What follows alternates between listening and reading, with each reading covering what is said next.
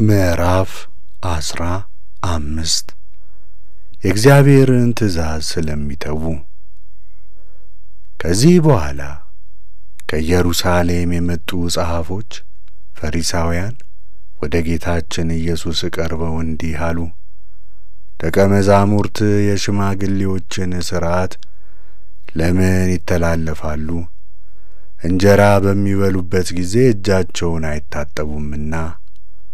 እርሱም መልሶ እንዲህ አላቸው፣ እናንተስ ስለ ወጋችሁ የእግዚአብሔር ትእዛዝን ለምን ትተላለፋላችሁ? እግዚአብሔር አባትህንና እናትህን አክብር፣ በአባትህና በእናትህ ላይ ክፉ ቃል የተናገረ ፈጽሞ ይሙት ይላል። እናንተ ግን አባቱን ወይም እናቱን ከእኔ የምትጠቀምበት መባ ነው የሚል ሁሉ አባቱን ወይም እናቱን አያከብርም ትላላችሁ። ስለ ወጋችሁም እግዚአብሔርን ቃል ሻራችሁ። እናንተ ግብዞች፣ ኢሳይያስ በእናንተ ላይ እንዲህ ሲል መልካም ተናገረ። ይህ ሕዝብ በከንፈራቸው ያከብሩኛል፣ በልባቸው ግን ከእኔ እጅግ ይርቃሉ። የሰው ወግ የሆነ ትምህርት እያስተማሩ በከንቱ ያመልኩኛል። ሕዝቡንም ጠርቶ እንዲህ አላቸው፣ ስሙ አስተውሉም። ሰውን የሚያረክሰው ወደ አፍ የሚገባ አይደለም፣ ከአፍ የሚወጣው ሰውን ያረክሰዋል እንጂ። ከዚህም በኋላ ደቀ መዛሙርቱ ቀርበው ፈሪሳውያንን ንግግርህን ሰምተው እንደ አንጎራጎሩ ታውቃለህን አሉት። እርሱም መልሶ እንዲህ አለ፣ የሰማዩ አባቴ ያልተከላት ተክል ሁላ ትነቀላለች። እነርሱን ተዋቸው፣ ዕውሮችን የሚመሩ ዕውሮች ናቸው። ዕውርም ዕውርን ቢመራው ሁለቱም ወደ ጉድጓድ ይወድቃሉ። ጴጥሮስም መልሶ ምሳሌውን ተርጉምልን አለው። ጌታችን ኢየሱስም እንዲህ አላቸው፣ እናንተም ገና ይህን አላስተዋላችሁምን? ወደ አፍ የሚገባው ሁሉ ወደ ሆድ እንደሚወርድ ወደ ውጪም እንደሚወድቅ አታውቁምን?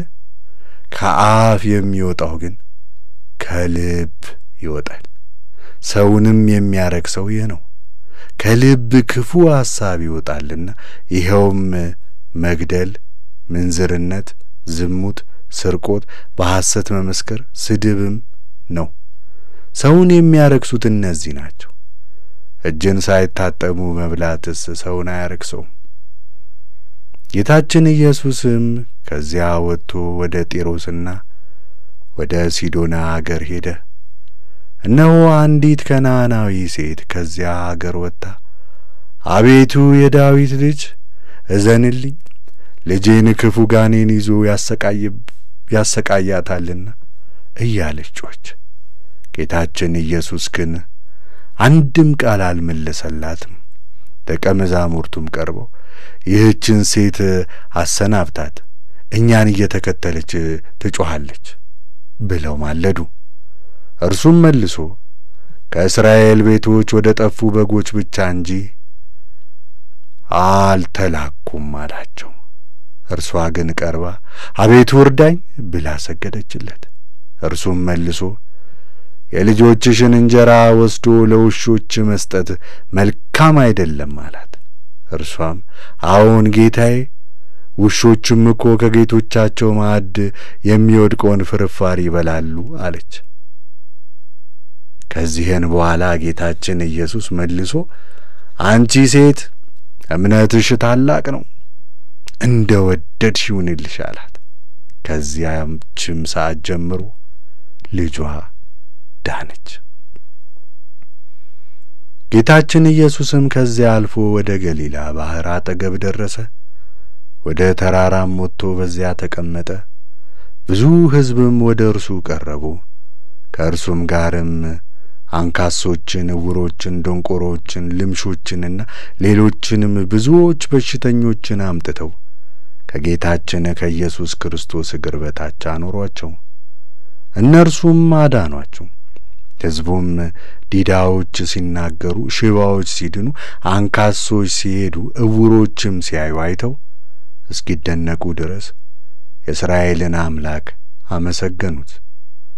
ጌታችን ኢየሱስም ደቀ መዛሙርቱን ጠርቶ እነዚህ ሰዎች ያሳዝኑኛል፣ በዚህ ከእኔ ጋር ከዋሉ 3 ቀን ነውና የሚበሉትም የላቸውም፣ በመንገድ አይደክሙም፣ ጦማቸውን ላሰናብታቸው አልወድም አላቸው። ደቀ መዛሙርቱም ይህን ያህል ሕዝብ የሚያጠግብ እንጀራ በምድረ በዳ ከወዴት እናገኛለን አሉት። ጌታችን ኢየሱስም ስንት እንጀራ አላችሁ አላቸው። እነርሱም 7 እንጀራ ጥቂት ዓሣዎች አሉ አሉት። ሕዝቡንም በምድር ላይ እንዲቀመጡ አዘዘ።